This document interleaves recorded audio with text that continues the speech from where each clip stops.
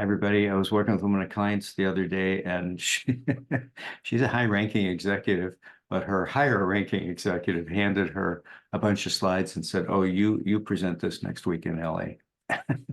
These are slides that he had prepared, but he couldn't make the meeting, so he said, "Hey, just you do it."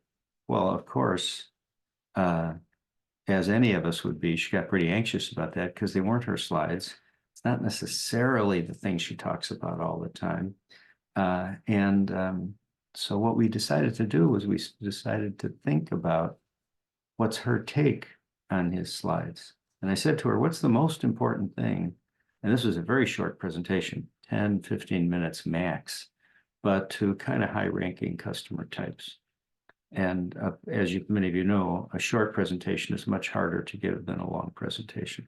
You have no time to build up. You have little time to build up rapport and to make something memorable. And certainly you're not going to do 20 slides in 15 minutes, although many people do.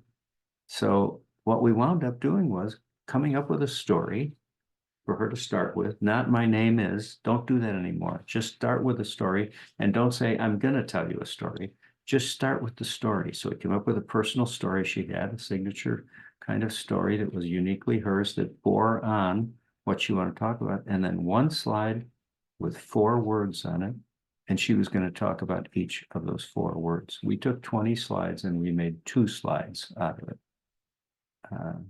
And then she kind of likes to have a lot of notes. I said, without notes, tell me about those 4 words. She did a beautiful presentation of those 4 words. I said, that's what we want you to do when you're in LA. I said, and then you start with a story, you do the 4 words, you finish with some reference to that story. Boom, you are done. When your boss hands you slides, don't think you have to present all of them. Your boss isn't going to be there anyway. Make them your own.